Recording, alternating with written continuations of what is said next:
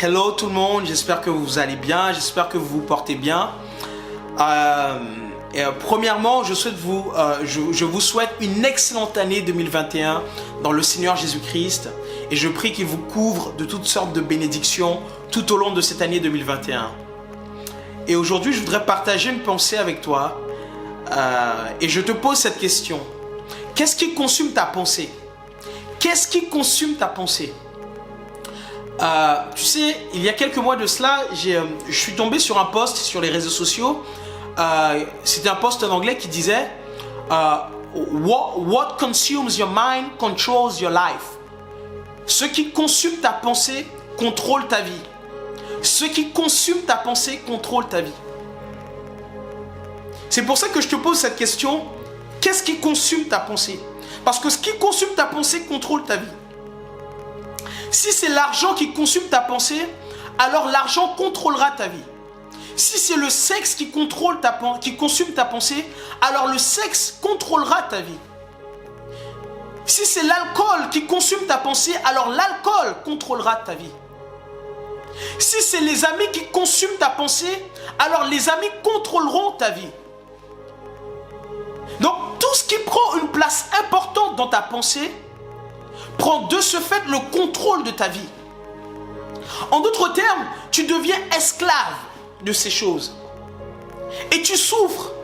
Tu souffres parce qu'en fait, même quand tu n'as pas envie de faire ces choses, même quand tu n'as pas envie de pratiquer ces choses, tu te laisses emporter, tu te laisses guider.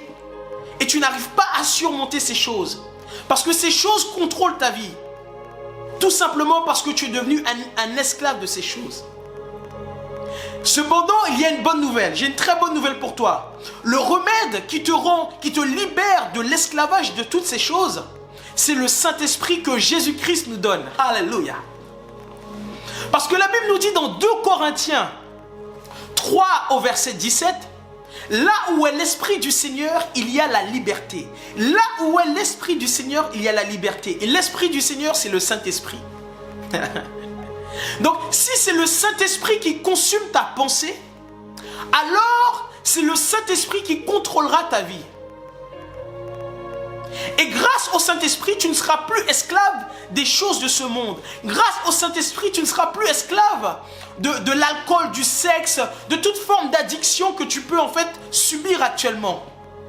Parce que le Saint-Esprit vient te donner la liberté. Il t'affranchit de toutes ces choses. Il te libère de toutes ces choses.